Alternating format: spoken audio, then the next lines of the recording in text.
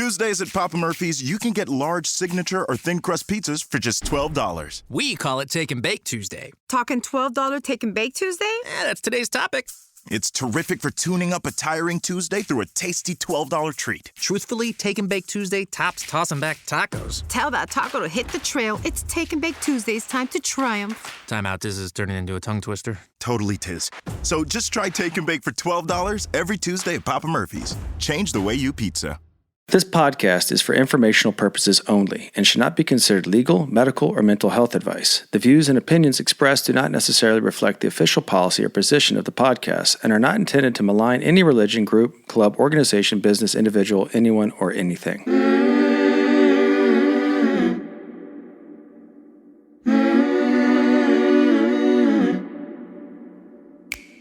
I'm Sarah Edmondson. And I'm Anthony, air quotes nippy, Ames. And this is A Little Bit Culty, a podcast about what happens when things that seem like a great thing at first go bad. Every week, we chat with survivors, experts, and whistleblowers for real cult stories told directly by the people who lived through them. Because we want you to learn a few things we've had to learn the hard way. Like, if you think you're too smart to get sucked into something culty, you're already prime recruitment material. You might even already be in a cult. Oops. You better keep listening to find out. Welcome to Season 6 of A Little Bit Culty.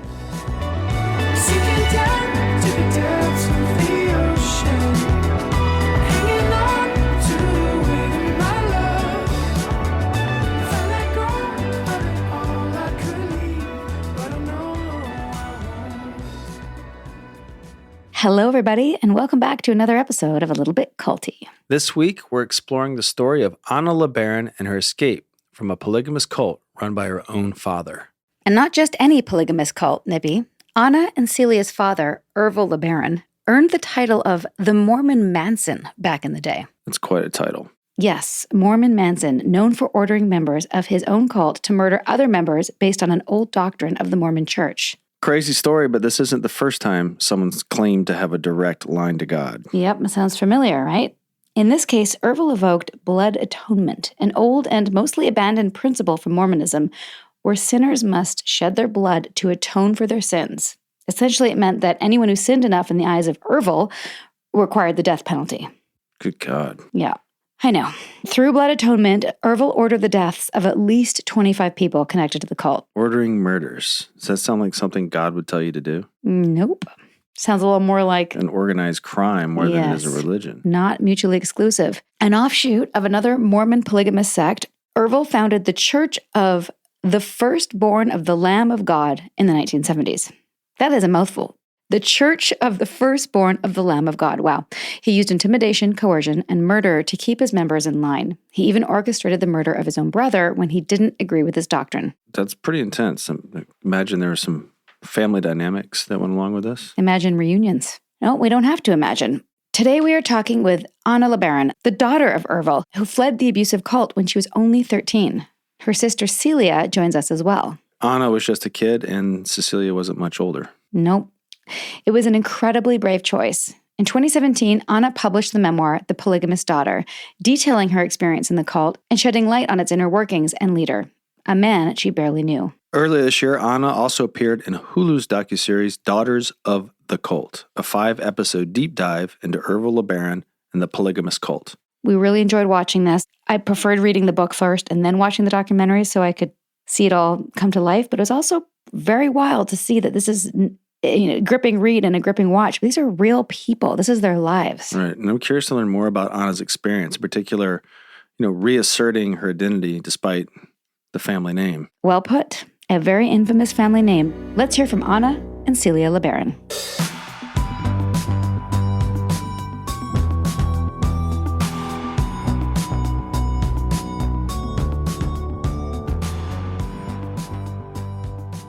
Anna and Celia, welcome to A Little Bit Culty. We both just loved your book, Anna, and I had lots of tears shed and just was so moved by your bravery and your passion for telling this story. And I just first of all commend you for both of you, for all that you've gone through. And just, it's one thing when you read a book and you feel all these things, and then we also watch the documentary and seeing pictures. Like, this isn't just like this happened to real people. Right. This is your lives. Like, this is your childhood. And I had a lot of grief for you both of what you went through. And I really appreciate you telling your story and being It's willing to. Very well done. Yeah. Very well done. First of all, before we get into the book and why you wrote it and all that, how are you both doing now? How, like, you've done this documentary, you've been through all these things. How are you right now? I'm doing really, really well. I have been through over a decade of professional therapy. And so that started in 1995. And I've had two main therapists, 5 years each. And in December, right before the documentary came out, I said I should probably be under the care of a therapist when the documentary comes out. And Smart. so I found another one, and we've been deep diving into some other stuff that bubbled up with the release of the documentary. And so it was a good choice to have a therapist, and had some real important breakthroughs and things that I've been able to let go of that I'd held on to for 35 years. And so I'm in a really good place, I feel like. Can we tell them what happened this past weekend? Oh, yes. I just graduated with a master's degree. Oh my God. Oh, that's amazing. Awesome. In what field? It's Christian spiritual formation and leadership. And I'm going into a doctoral program in formation and soul care in the fall. I want to teach and write books at the intersection of religious trauma or spiritual abuse or deconstruction, all of that in one big hand right here. And the other one being the formation of our souls and our spirits, so that people that want to embrace their spirituality can do so in a way that's life-giving and forms you in ways that enrich your life instead of the ways we were formed, which took life away. So interestingly enough, Anna is she was able to come out of it young enough to where she still has the ability to have just faith. And she's just like a really generous and kind and open and loving Christian, not the judgmental, harsh kind of Christian. So I just love her and appreciate her so much, even though I come from a place of do not talk about religion with me. Like I am so over it, not interested. Mm-hmm. It's garbage. But her version of it is not. Hers is a very welcoming and open and very, very kind. And inclusive.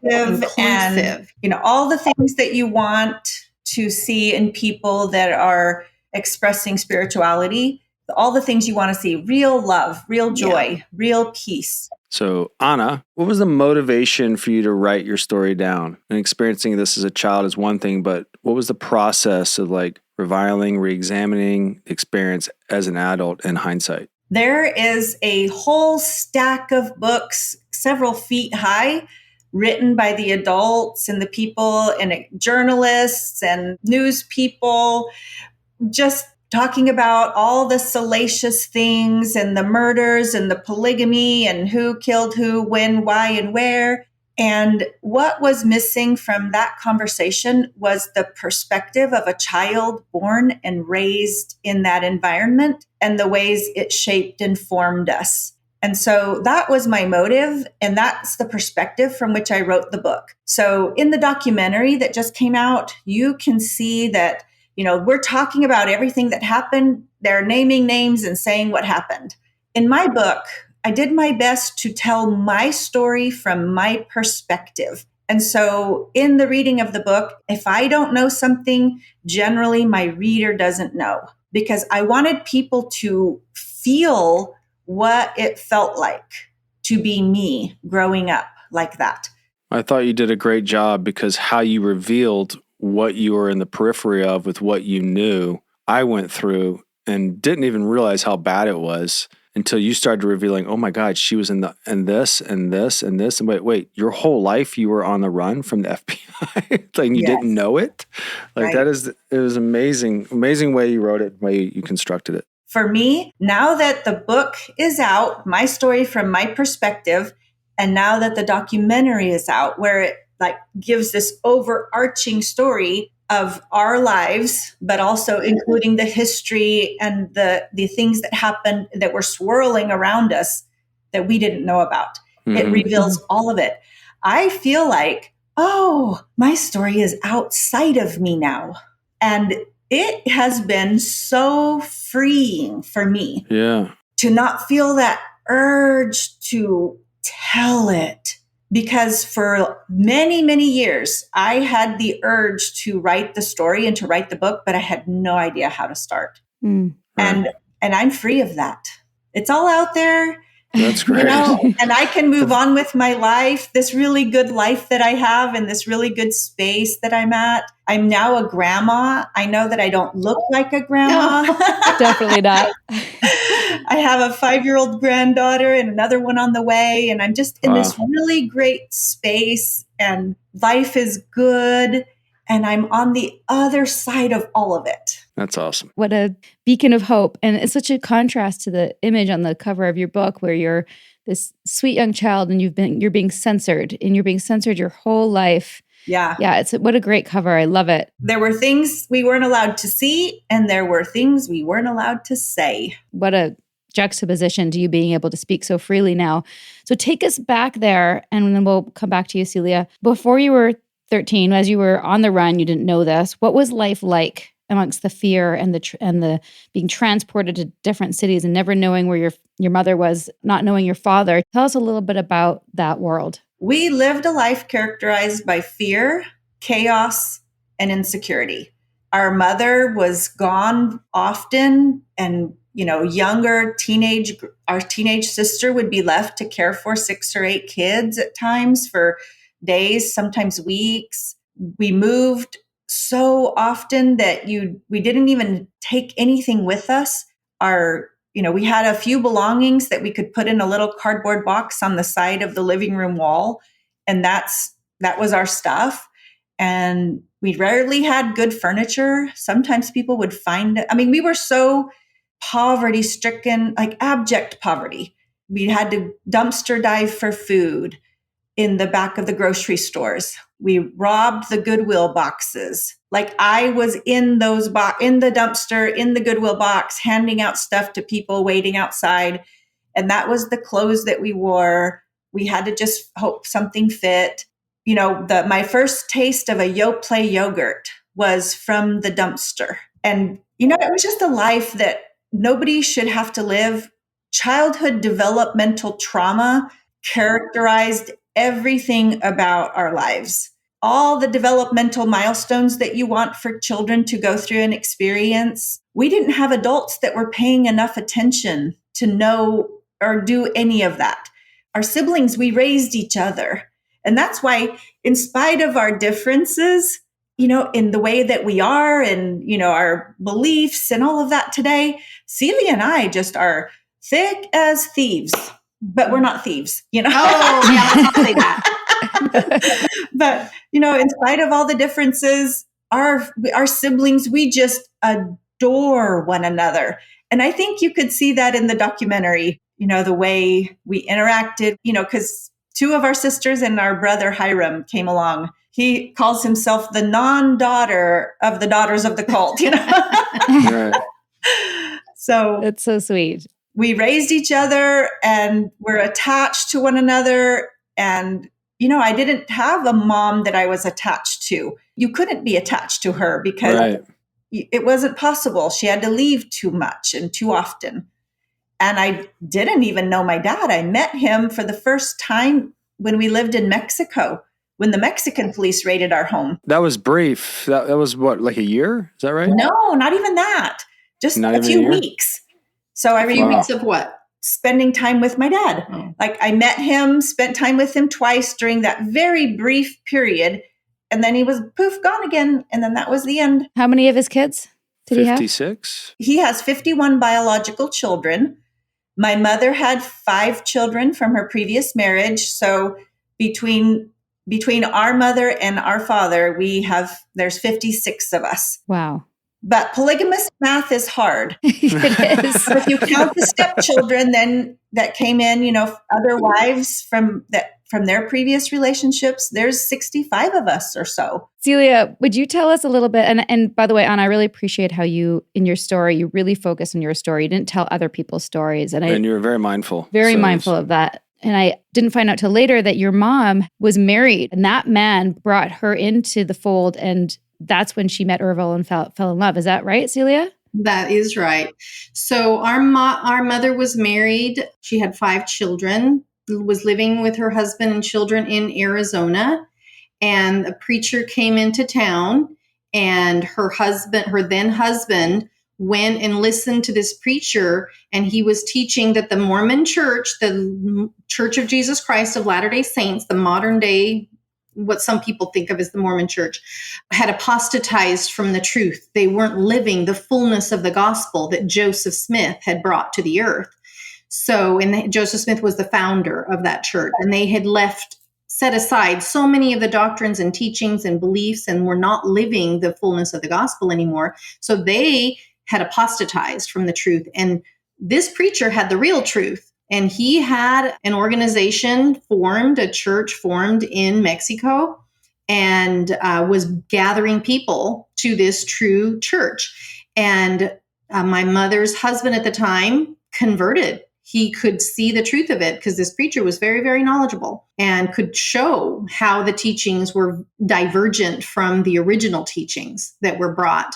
And so he got converted, and he's like, well, I want to go down to your, colony in Mexico and join the righteous, but you have to get my wife, and she has to come with me. My wife and children need to come with me. So this preacher said, okay, bring her and let me talk to her. Let me convert her. And well, his name was Nephi, my mother's husband at the time. So he came back and he's like, Anna Mae, you need to come and listen to this preacher. And she utterly refused. She would not do it because she's like, no, I am Mormon and you cannot take me out of this true church. And so her husband went back to this preacher and said, listen, my wife will not come. And so you need to come to our home and convert her there. So this preacher did. He came to the house, and the very first meeting that they had, my mother was smitten with him and utterly believed what he was saying. He converted her hook, line, and sinker. And this preacher, I know the short version. This preacher was our father. Right. This is Ervil. So anyway, yes, she ended up converting, and then they moved to the Mexican colony where it was super impoverished. And then when Nephi, her then husband, went back to the U.S. to finalize things in Arizona, when he returned to the colony, my mother said, you can't kiss me. I am no longer your wife. I am married to Ervil. Spiritually married. Right. How did Nephi handle that? She never legally divorced Nephi till the day she died. She was legally still married to him, even though she never had anything more to do with him romantically. It was all Ervil at that point. How do you go from, I don't want anything to do with this, to I'm peacing out on you? Like, what did Ervil do in that amount of time, and how much of time was that? It was very quick. Like the first meeting, she said to me on her deathbed that she was in love with him from the moment she met him, the first meeting. But he was tall, handsome, highly intelligent, and I guess had charisma. I don't see it, but I guess. But tell how Nephi handled it. Yes. What did Nephi do? He was fully converted. So when he I'm sure he had his feelings about it, but he ended up getting 2 other wives. He stayed in the organization. And my dad gave him 2 wives in exchange for his 1 wife. 2 for 1. 2 for 1 deal. I don't know if it was like a trade that way, but he did end up with 2 wives. That's wild. Anna, like when Ervil was proselytizing, and just so you know, we've done a couple episodes on the Mormon Church and different offshoots, but we've not done this particular one. What was the main fundamental difference in the belief systems that people are saying no to in the Mormon Church and yes to in this new belief? Well, I'm going to let Celia answer that question because she's the one who was very, very converted and believed it, and I did not go down that path. Got it. So she was only 13 when she left. I served a mission for my cult. So the big differences were polygamy, obviously, was one, that the early doctrines were very, very clear. The early prophets were very clear that this had to be and continue to be part of the religion. So when the LDS Church went away from that, that's clearly documented they can't. So they, in our what we taught, they were in apostasy. But also another thing that our father carried out that used to be carried out in the early days of the Latter-day Saint Church was blood atonements, meaning if there are certain sins that are so egregious they cannot be covered by the blood of Christ, and the individual must atone for that sin with their own blood, and meaning they have to die. And so our father was big on carrying out blood atonements on people, especially people that left the truth, because that's the unpardonable sin, is knowing the truth and then turning your back on it. So he carried out a lot of blood atonements. Well, he didn't carry out any. He sent his people and his teenage children and teenage wives to carry out blood atonements for him. And that's why he became known as the Mormon Manson, because, with a reference to Charles Manson. Right. Was that something that he kind of evolved into, or was that what he started with? So the polygamy was for sure. Blood atonement was what he picked up from the doctrines that Brigham Young was teaching. So I want to say something, though. It was the combination of Ervil and Dan Jordan. It was that combination that started the blood atoning. They were really into death penalty and the blood atonement. And blood atonement, like the modern day church, distances themselves and said they weren't really practicing it. But that's not really the case if you go back and you study the very violent history of the early days when Brigham Young was in charge after Joseph Smith was killed. So, the Mountain Meadows Massacre and John D. Lee, just go Google those and start there if you're questioning whether this was real or not. Well, also, all the teachings and the preachings are documented. Mm-hmm. The doctrine, the Journal of Discourses has all of that in there. What they were teaching about, it was very, very much a part of their religion, was blood atoning. And it's not something that's taught today in the modern day Church of Jesus Christ of Latter-day Saints. And so people that are faithful members of that church will think, no, we never taught that. That was never taught to me. And that's because it isn't taught today, because it's no longer socially acceptable to do that. Just like the racism that was taught is no longer socially acceptable. It got disavowed. Polygamy became socially unacceptable, and they had to disavow that too. And so they've been, moving forward as much as they can as a church to become lighter and more adapt pleasant and more accepted by society. But this is still what it was founded on. Right. To keep the business going, so to speak. And our family of origin history through our father's side, the polygamy goes back 4 generations to a man named Benjamin F. Johnson, who was the spiritually adopted son of Joseph Smith. And so the generational part of it on our father's side, we're first generation monogamists. Mm-hmm. Wow. This podcast wouldn't happen without our amazing, supportive, generous patrons. Are you with us? Come find us over on Patreon at patreon.com/alittlebitculty for bonus episodes, exclusive content, and the occasional Zoom with our fan favorites from our past episodes. It's a lot of fun over there, people.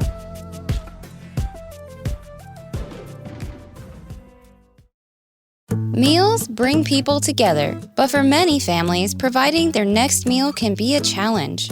You can help by participating in Macy's annual Feeding the Hungry food drive. All proceeds go toward local food banks and families. Now through January 31st, you can purchase an icon in-store or online, or watch out for the blue Feeding the Hungry shelf tags, where a portion of your purchase will be donated to local pantries. Together, we can combat hunger in our local communities at Macy's. The Frankies were a picture-perfect influencer family, but everything wasn't as it seemed. I just had a 12-year-old boy show up here asking for help. He's emaciated. He's got tape around his legs. Ruby Frankie is his mom's name. Infamous is covering Ruby Frankie, the world of Mormonism, and a secret therapy group that ruined lives. Listen to Infamous wherever you get your podcasts. Break time's over, people. Let's get back to this episode of A Little Bit Culty. It's a good one. Just curious, did either of you read Under the Banner of Heaven? Yes. Absolutely. Yeah. 4 times, probably. That book is what started my path to healing. What? How? That's a very non-healing book. I know. But what it did for me, because there's a whole chapter in there about my dad. So when the book first came out, I went to the bookstore, read the chapter about our dad, put it away, and that was the end. But I had put my whole family of origin history behind me, like put it in a box, put it behind me where I can't see it, and moved on with my life because that's what I needed to do to survive. But later, a few years after that, somebody I know, Bob Hamp, had read the book. So like, oh, this is, I know somebody. And then he said, have you read it? And I said, well, I read the one chapter about my dad. Then I went and read the whole thing. He gave me the book. So I was like, oh man, may as well read the whole thing. And what that book did for me psychologically, I wasn't ready for, because the way John Krakauer, right? That's his name. Yeah. The way he can spin a yarn and tell a story and piece together things is incredible. He's a great writer. And so I read the whole history, starting from the beginning all the way to present day. And psychologically, that brought all of my history that I had tucked away behind me in a little box and said, no more. It brought it full front to the front. The box was opened. You can't unsee it. And it was psychologically jarring to me to recognize that this is my history and it's caught up with me. Mm-hmm. I mean, I was already in therapy at that point. And that was like 2005 or something when I read that book. But I had started therapy in 1995. So again, it was just making the connection with my family of origin story and really having a reckoning with it. What connections did you make from that? Just that the polygamy and the violence and the blood atonement and all of that it's not something I could really put behind me and ignore anymore. Right. And it caused me to have to just really wrestle with that internally. And again, that was like 2005. So that's like 20 years ago. And, I feel like telling my story and the documentary and all that, just like I said earlier, it's outside of me now. Mm-hmm. And I don't have to try to disconnect from that part of me that lived that.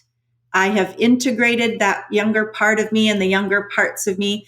And people that have done internal family systems therapy will recognize the language of parts that I'm using. And I have integrated those parts of me back into my heart, into my being. And I don't have to disconnect from those parts of me anymore in order to carry on with life in survival mode. I am in thrival mode now. Right. I was diagnosed with complex post-traumatic stress disorder. Of course. Of course. It was a shock to me, but people that understand those things, it's not shocking. And what I've learned in the past 5 years or so is that there's a thing called post-traumatic growth. And I am here for it. Like, yes, you do not have to stay, suppressed and harmed by the experiences of the past. Post-traumatic growth is where I'm focusing my attention now. What was your turning point to say, no, I'm not going to do this? Well, it was the $50 that Dan Jordan didn't pay us after we worked all summer. I talk about it in the book. I don't need to go into that whole story, but that bitterness that I felt when that event occurred and the injustice of how we were treated compared to how his children were treated, which was so evident. But you weren't allowed to say it. You weren't allowed to complain about it.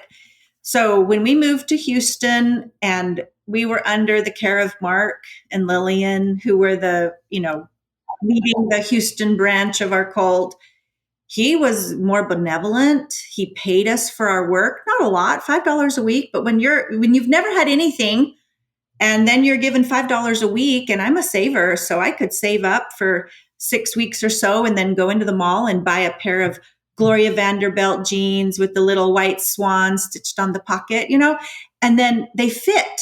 We weren't dumpster diving for food and clothes anymore. And then I could save up again and buy myself a little pair of Nike 2-tone brown tennis shoes. And I could take my $2 and go to the little college, the beauty school, and get a Farrah Fawcett wings, haircut. And, I was hot stuff at 12 and 13, living my very best I love life. how you tell me to do the short version. Still sisters.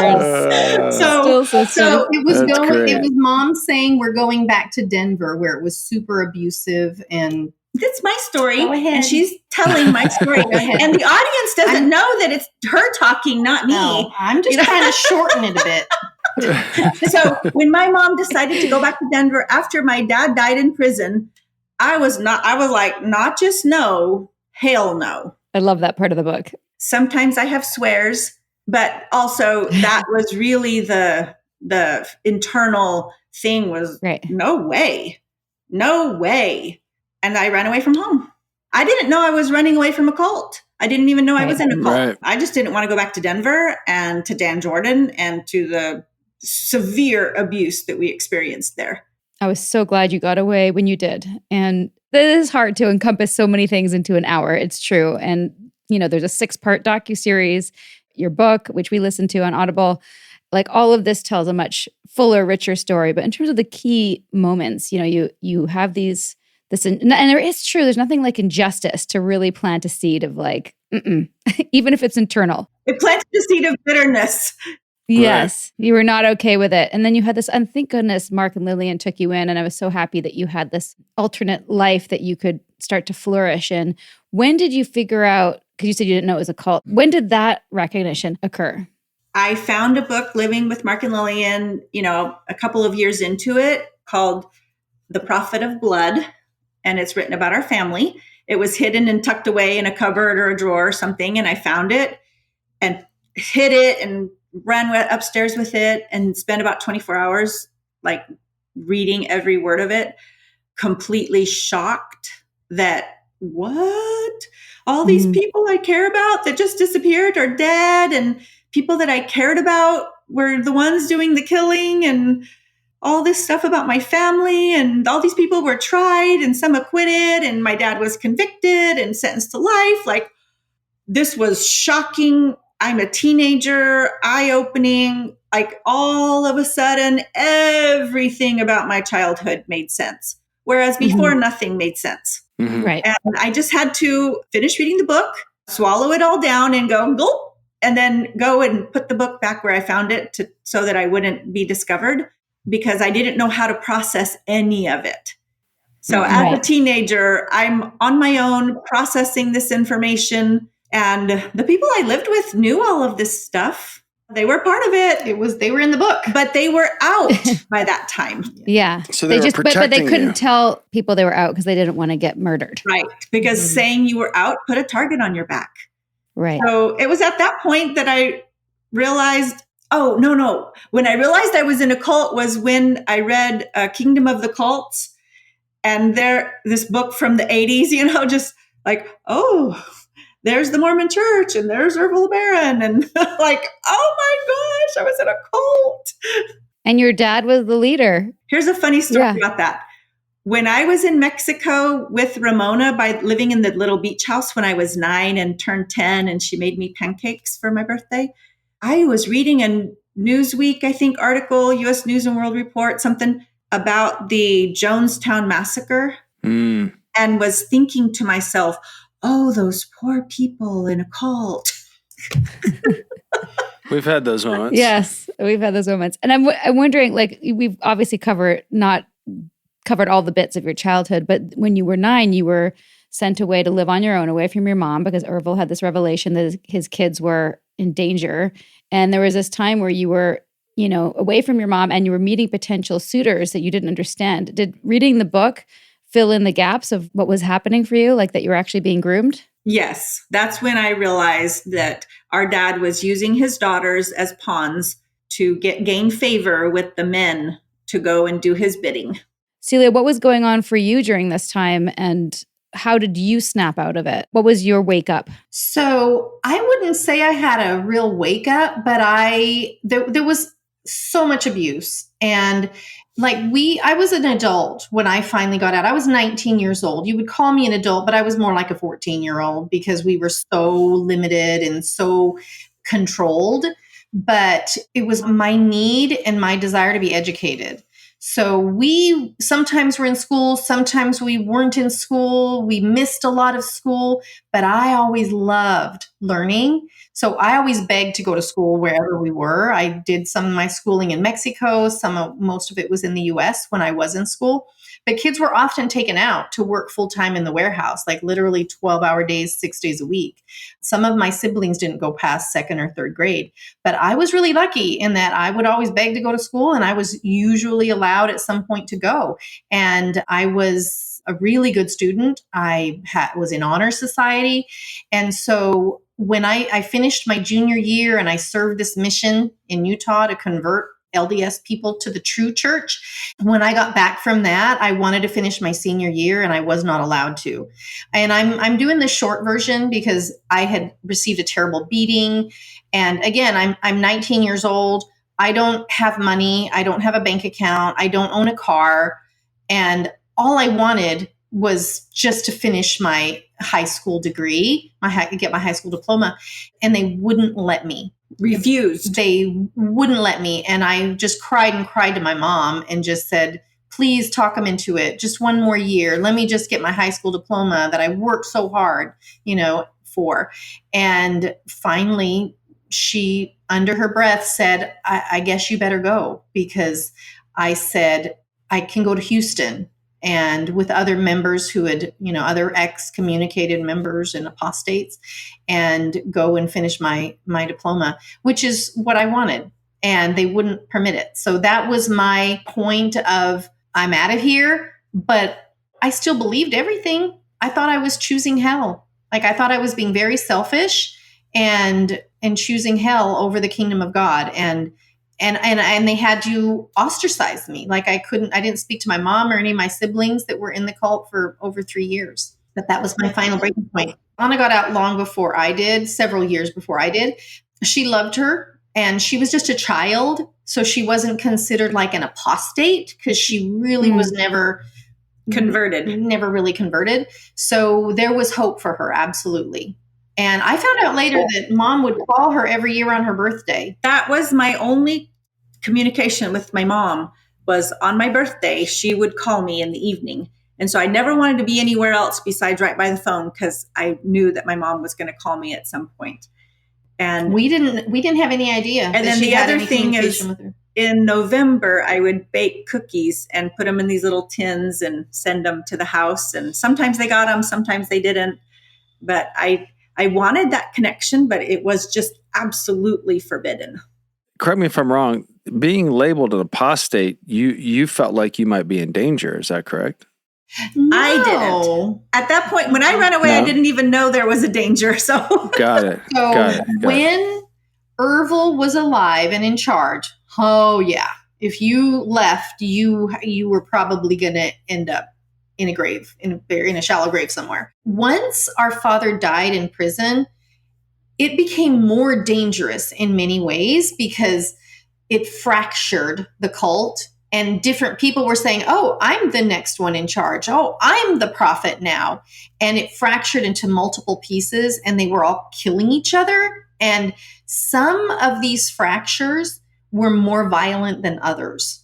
And I just happened to be in one where they weren't actively carrying out blood atonements. There were other groups, and you know about it as in the 4 o'clock murders, that division, they were definitely still feeling like they had to carry out the orders of my father to blood atone. Under Dan and Mark, they had kind of said, we're stepping back from that practice. So when I left, I didn't think they were going to come after me and kill me. But Dan was still abusive.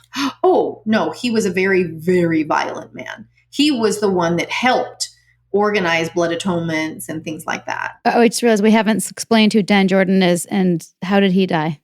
So Dan Jordan was our father's second in command. So he was right there with my father, organizing everything, running the organization.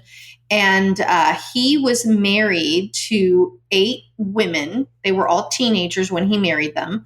All of them but one were related to us, either a half-sister, a stepsister, or cousin. And he took over. He was one of those that said, I'm the next prophet after our father died. But also talk about that he was the one who carried out the first blood atonement. Yeah, he was the one that killed our Uncle Joel, which was the first murder by. And according to which investigator, there was 27 official deaths that were committed and carried out by people that my father ordered. And some people count others that committed suicide. And then the count goes up to 35 people that my dad and Dan Jordan were responsible for those murders. Cult was responsible for. And let me just say too, 6 of those people that were murdered by the cult were Ervil's biological children. That's unbelievable. Unbelievable. How did you feel when he died? Sad. I did not have an emotional attachment.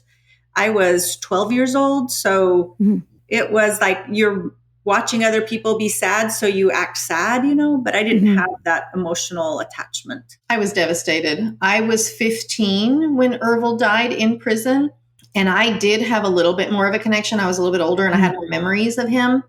And it was more in mourning for the things that I had hoped for someday to have, not because I had a really good connection with him, but there was that was never going to happen. So I grieved wholeheartedly. But I was still in the cult. I still thought he was a prophet and he was a great man, and I was still super, super brainwashed. So it was a lot of us experienced a lot of grief on his passing. What about Dan? When Dan passed, I knew too much and I got very scared. The emotions I had was, now we're very scared. I was not sad for Dan passing because he was literally, when I ran away from the cult for 10 years, I had nightmares about him. So he was not a good soul in my story. No, not at all. To quote Hiram in the documentary, he was a despicable human being. And what he did to the LeBaron children was unconscionable, the way he treated us. You have to understand that he was married to a lot of my family. The girls that he married were all related to me. 2 of our sisters are married to him. 3 of our half-sisters. And a stepsister and cousins. Yeah. So you feel for them and for the children that didn't realize how vile he was. And so conflicting emotions in our family story are just, there's no other way to get around it. You're going to have conflicting emotions. Right. It's not black and white. And do you think Ervil was aware of how Dan was treating you guys? No.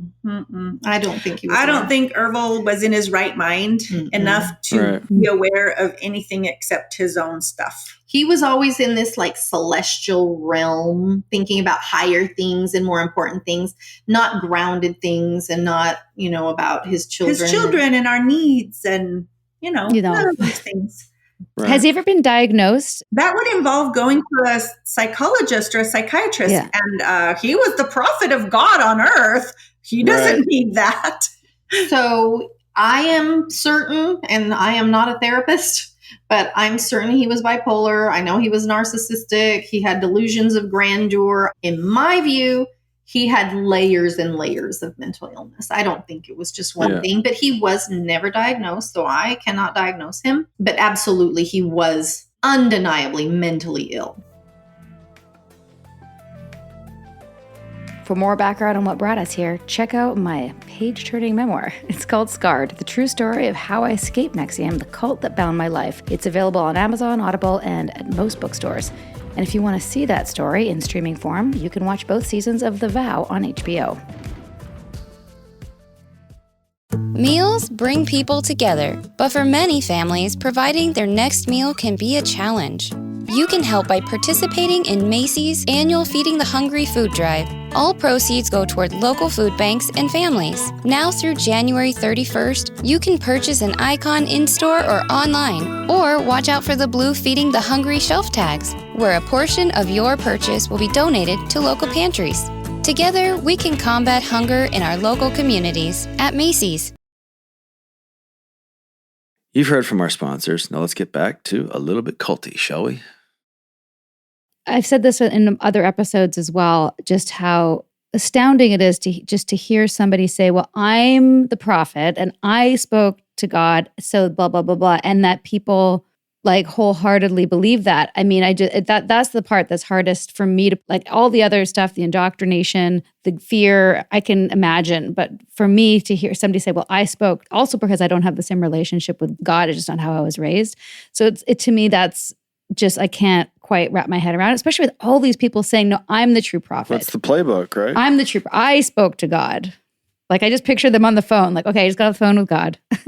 And here's the deal. We've been doing this all wrong. I'm going to marry all of you, even though you're 12. Okay? So that's what we're doing. Was there times when you were in, Celia, that you were ever doubted that? Or are you just like, oh, no, he spoke to God because he's the prophet? When you're brainwashed from birth, there's a lot of fear in doubting.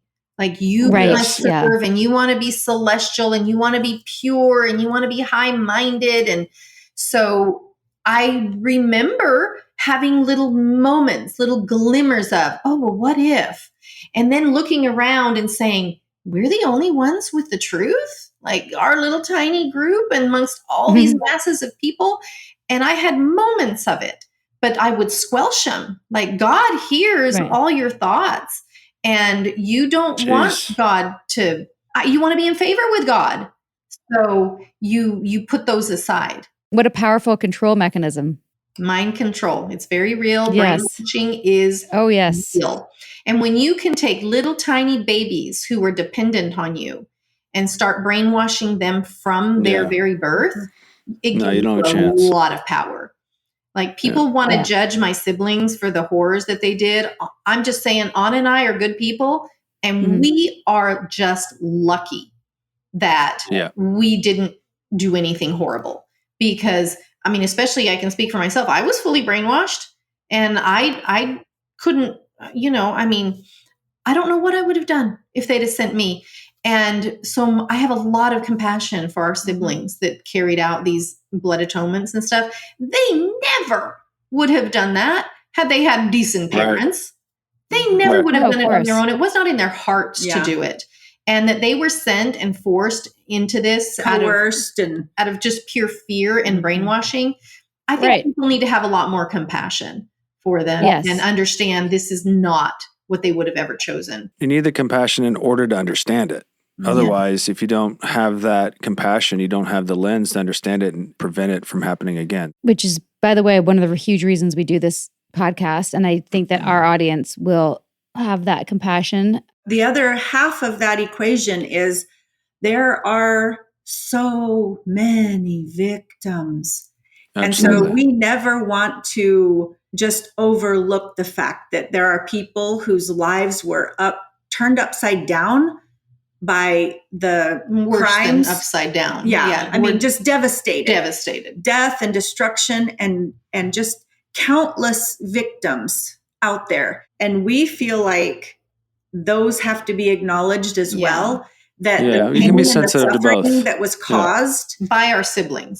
That you can't undo that and unsee it. It's a fact. And we have a lot of compassion for that as well. Thank you for saying that. That's absolutely true. But in my mind, the true responsible parties are in the grave. And that's LeBaron and Dan Jordan. They're the ones that forced it upon people and perpetrated it. So, Anna, has writing The Polygamist Daughter changed your life or changed your experience with your family or how we've learned that you connected with a cousin while publishing this book. Has there been any other developments? Yeah. I mean, writing the book, there are so many people in my family who've supported me 100% in that endeavor.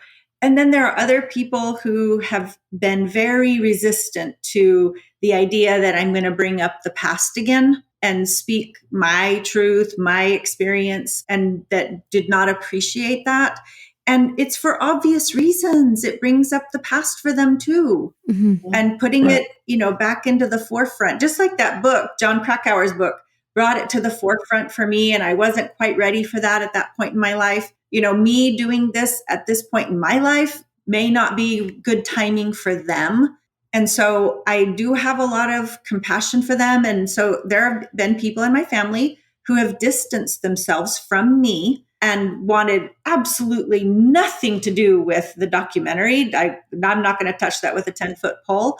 And I understand that. I understand the distancing and respect it. It's healthy for them psychologically to maintain their own life and how they are and how they want it to be. And I respect that 100%. The other side of that is that many people that were terrified of Ervil and all of his children have come out of the woodwork to now have relationships with us. I mean, Facebook friend us, message us, talk to us, and are no longer afraid. Yeah. I've had many, too many to count, experiences where somebody private messages me or sends me an email. And multiple times I've been asked, so I don't need to be afraid anymore. Our family doesn't need to be afraid anymore. Because in the media, Ervil LeBaron's children have been depicted as bloodthirsty killers. And that narrative has continued in spite of the fact that it's been since 1992. Over 30 years have passed. The cult ended. We grew up. We got to make up our own minds. And our minds are not following Ervil and his terrible teachings. Yeah. Does anyone still follow? No, the very last thing in the documentary you see is on the screen. It says, all of us have disavowed Ervil LeBaron. All of his children have disavowed Ervil LeBaron's doctrines. That's great. And teachings. Yeah. And that was the message. That was the reason why we wanted to do the documentary. Was this narrative is still out there. Right. Day, a podcast came out. I'm not going to name it, where they got the story pretty much right, but at the very end, in the final minutes, it's like, oh, one of Ervil's children could rise up, and we're like, oh my God, please, please stop that narrative. Horrendous. And so this was our attempt to put a halt to that narrative. Good. Were you happy with your experience with the documentary? I would say we went through the first 3 episodes and we're like, okay, yeah, they got our message right. We're overall pleased. We had a great director, a great videographer, like very, very talented people. We got really, really lucky. We were concerned with our siblings that we felt like might have been left vilified. And that was never our intent. We wanted everybody to understand that this was not their choosing to do any of the things that they did, that it was forced upon them, etc. And I don't know if they put a fine point on that, but they didn't have 18 episodes. So they couldn't tell stories in detail. Right. But we are here to say that now. Yeah.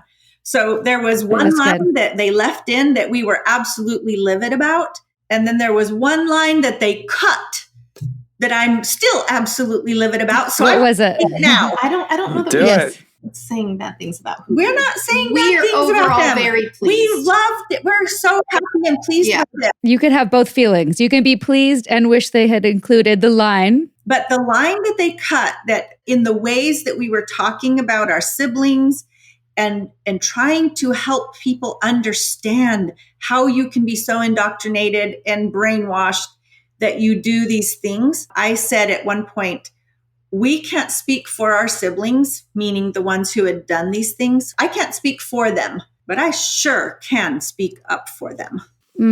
That is a good line. And I think we'll keep it here in this podcast. Thank you. Yes. And the one that we're upset about is one prosecutor who I'm sure got traumatized by my family and probably threatened at some point. So I don't want to make light of that. I think he had his reasons.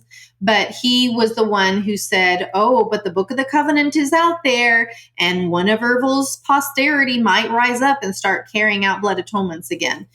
That really upset us that was left in. Right. But we're here to say that's not what's happening. The director said there might be people who say things that we disagree with, but she was going to give us the last word. Yeah. And she kept her word about that. And for that, we are grateful. Yes. What a gift. Yeah. So you did EMDR, you did family integrated systems. Tell us about some of that. So I didn't know what type of therapy my first therapist was using. And it took me like 5 years of her to just begin to feel emotions because I had shut down the emotional aspect of myself. Brene Brown says you can't selectively numb your emotions. If you numb the negative ones, you're numbing the positive ones too. And so I was basically flatlined emotionally because I didn't have access to them. And it took me 5 years with working with her. She said, it's like peeling back the layers of an onion. Finally, during the 5th year is when I could finally cry and sob my eyes out at the sad parts of my life and the things that I should have experienced and missed out on. And so that was the, first 5 years. The second 5 years was working with a trauma specialist. And, I don't know what therapy things she was doing at the beginning, but towards the end, we did internal family systems therapy coupled with EMDR. And those two things combined were such an incredibly useful, helpful in my therapeutic journey. I'm currently doing cognitive processing therapy with my current therapist. And this is also very, very helpful for where I'm at. And so what I tell people is when you start with a therapist or even just having coffee with a friend that you trust, with a safe person. And there's a book called Safe People. So I'm not going to go into that, but with a safe person, getting your story from the inside to the outside is the most important piece of it to begin. Whether it's a therapist, a coach, a counselor, a friend, a mentor, just take that step. If saying it to someone is too hard, writing it in a journal. Just the way of externalizing the story. And when you tell it to safe people, you can name names and say what happened. You own your story. As Annie Lamont says, if people wanted you to talk kindly about them, they should have behaved better. Celia, what's your journey been? So interestingly enough, I went through a divorce back in, the 2000s. And I did marriage counseling, but I never did therapy for myself. It wasn't until the documentary was about to come out that I started having those nightmares again that I had when I first left the cult. I started having those nightmares again. And I thought, because it was a little frightening to be so vulnerable and go tell your story and how are people going to judge you? That was really frightening for me. So I put myself in therapy for that. And I'm just starting. I'm just starting, which is interesting though, because I have 3 children and my oldest daughter is a therapist. Anyway, so I'm very proud to have a daughter because I always loved education. And so one of my children also did, and she went and got her bachelor's degree and then got her master's, and she's a therapist. And she's always said, hey, Mom, I'm surprised and amazed at how well you're doing considering where you came from. But therapy could probably help you too. So I am working with a therapist, and we are just now kind of to the point where I think there's enough trust for her to actually start using therapies on me. I'm a little bit of a hard nut to crack. Both of my parents are in this field, so I'm all for it. And I also have to say, not everyone's going to embrace that journey full on. And sometimes it's reading books. And here's another book I want to recommend to both of you, which I talk about all the time on the podcast, called Take Back Your Life. She is what I would call a self-help junkie. I want to read memoirs and historical fiction. Well, that's probably your version of self-help. Okay, listen. I'll send you this one, and I'll send Celia, I'll send you my memoir. No. Oh, we're a book club now. We're a little book club. A little bit book club. I belong to 3 book clubs. I love books, but not the self-help one she tries to get me to read. Okay, I won't endorse any of those. I've stopped recruiting for both of those books. But at the beginning, we did mention that your faith journeys are very different. And I did want to share something with you. I know you don't know much about my story, but I don't come from a religious background. My mom was culturally Jewish. My dad was Anglican. We celebrated Christmas. We lit the menorah. I never really went to church or synagogue. My relationship with, quote, God was just that, or Jesus, those were not really things. Later, as I became more spiritual before NXIVM, I would say the universe or source, which I think are just other names. But I have to say, Anna, in your book, I'm trying to say it's getting emotional, the way you described how you found Jesus or found God after leaving was the first time that I, as a secular person, had a sense of what that would feel like. You use the word Jesus or God. And for me, it was I for the first time in my life, also talking to all these people, many ex-religious cults survivors, I was like, that's what the good part of what these things offer in terms of that wholeness and that joy and that connection and that love that I think so many people are looking for. And when you say things like, I don't have the religious word, when you basically proclaim that, right? Like that you found that. I guess I'm just saying, like, I think that's a real gift, because for someone who doesn't have that in their lives, but wants to understand it and also respect it, Right. for people that have it in a healthy way, versus I think there's a lot of like, oh, they're religious, like you're either religious or you're not religious. And I don't know, I just think that's a really beautiful gift for someone who wants to understand it, experience it, relate to it Right. in a healthy way. Yeah, I mean, we spoke about it beforehand. I thought it was like they ensure that that's the only place you can experience that, though. So it's a very kind of like, as long as you can experience it outside of just like that church, Right. like you can Right. experience it always. I talked about my book. My first book was, Escaping Mormon Fundamentalism, the church that I went to where I found Jesus, if you want to say that, or was saved. That's the religious language for those experiences that many people know. That church ended up being a very, very dogmatic and very oppressive and fundamentalist Christian experience for me. And so in the deconstruction world, I did have to deconstruct everything I learned in my family of origin and in my spiritual family of origin, if you want to say it like that. And so I say that deconstruction is such a healthy thing. Light a match, burn it all to the ground. The good things that are solid will remain. And for me, that was my relationship with God, Jesus, whatever you want to call it. And people call it different names.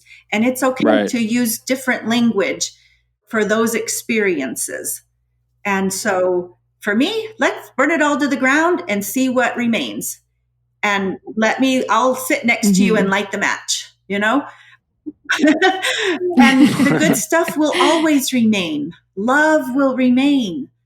Joy remains. Like, I'm still in this cognitive processing therapy, finding an internal sense of well-being. And that is what I'm working on with my therapist right now. And I can find that in brief moments. But my actual experience when I'm not fully present is anxiety. And so I'm in the process of undoing the harm that I experienced. And so it's a lifelong journey for me. And I'm in a good place, though, to be able to do that. And I just feel very blessed to be in a place now that I feel safe where I live and where I'm at, that this kind of work is possible, because it wasn't for a very, very long time. Right. Celia, you seem very supportive of your sister's journey, even though you're in very completely different places, which is so great because you're not in a cult anymore and you can have different opinions. And no one's controlling it. So yes, Anna landed in Christianity. Yeah. And she's very comfortable with that. She's a very open, loving, kind, and inclusive Christian, which I appreciate and I support. I would call myself not religious. I am not open to dogmas and one organization being the one true anything. I don't believe in scriptures. I don't think they're the word of God. I don't have any of those beliefs. But I still have an idea that, there's a God. I just don't think anybody knows this God, like a creator or whatever it is. I don't know what you want to call it, universe, But I just believe my religion, I boil it down to, I believe we need to treat God's children with kindness and integrity. And anybody that doesn't do that, like, their religion for me is not acceptable. What was your quote from the documentary? Oh, yes. My favorite quote in the documentary that was left in is, any religion that requires you to abandon your children, please question your God. Because so many religions are in a box. And if you don't fit with a certain little box, then you're out, you're othered. And oftentimes you have to set aside your children and follow your religion because they are not fitting quite inside that box. If your religion expects that from you, then that's toxic, unhealthy, and I agree. not of God. Totally Great. agree. Such good advice. So I agree with her. Like, we do fundamentally agree. Love, Yeah. kindness, compassion, goodness, all those things. I love that. And, I cannot recommend your book, The Polygamist And the Daughter, doc. and the doc as, deep dives for anyone who wants to know more. Is there anything that we missed? Any little sound bites or messages for the listeners that you think are important for people to know? I mean, I love to say that it doesn't matter your family of origin story. It doesn't matter what you've experienced or been through or had happen to you, what anyone has done to you. Others don't get to decide for you how you get to enjoy your life and live your life. And when you embrace that, and if you've had any hard things happen, please, tell a friend or go see a therapist, make an appointment if you can. And if that's accessible to you, you get to decide the trajectory of your life and the direction your life is going to take from this moment onward. And in my life, I don't want to give those abusers that we were raised under, I don't want them to have power over my life now. I get to choose joy. I get to choose goodness. I don't need to choose bitterness. And, I don't want to stay in a place of martyrdom or suffering. They don't get that much power over my life. Well put. Well, I'm so grateful for this time with both of you. I hope we get to meet and high five in person one day. Where can our listeners find you on social media if they want to reach out? Okay, so I'm going to take charge here and say, go and find Celia. You can find me anywhere. I'm on all of them. But specifically to your listeners, I would love for Celia to write a book one day. And in order to do that, you have to have followers. She's on TikTok, and that's specifically the one. If you're on TikTok, please go find her. I have a lot of followers on Facebook now since the documentary. I say a lot, not compared to Anna. I mean, but follow my sister, find her. And, when you're on that social, go click on her profile, see what she's up to, because I would really love for her to write her book one day. And in order to get a book contract, you kind of have to have a social media following. So I'm going to appeal to your audience on her behalf since I've already written my book. So, aw, she's so supportive. You guys are great. I Sounds think I'm CK amazing. CK LeBaron. Yeah. In most places. I recently changed my name back to my maiden name. Yeah. Oh my gosh. That's the where we end this. Okay. Yep. So anyway, I hid behind my ex-husband's last name. I've been divorced since 2009, but I hid behind my ex-husband's last name because I didn't want people to know I was a LeBaron and associated with all those atrocities. And now I'm just like, well, everybody knows it's in the documentary. And I want my siblings to know I support them and I'm not ashamed of them. That's great. And that Ervil does not get the last word on what it means to be a LeBaron. You're taking the narrative back from him. That's great. Take that name back. You two are awesome. You're heroes in my mind. We can't thank you enough for your time. So please do keep in touch, and wishing you all the best on your respective healing journeys. Thank you. Yes. Thank you, guys. You like what you hear? Please do give us a rating, a review, and subscribe on iTunes or wherever you listen. Every little bit helps us get this cult awareness content out there. Smash that subscribe button. You know what to do. Wow, I don't know what to say. Celia and Anna, thank you. And Anna, thank you for writing about your experience. Her story of redemption is amazing, and the work that she did to get there is amazing. Inspiring to all of us survivors. In her childhood alone, she's had enough experiences to unpack over several lifetimes of therapy. And I'm so glad that she's, I don't want to say doing the work, but in therapy to evolve some of the pain around and the trauma around some horrific things that should never happen to any child. Yeah, I mean, her experience as a child, I think, gave her the legs to go do the work to heal as well. So she's turned a negative into a positive. For sure. Unbelievable. I am so impressed with her ability to not only grow past all that trauma, but also share her story with the community and to keep shining light. Very inspiring. I'm so glad to have met you, Anna and Celia, and thank you for sharing your story. Me too. And that about wraps it up for this episode. We'll catch you back here next time. Thanks for listening. Sinking down to the depths of the ocean. I'm hanging on to the weight of my love.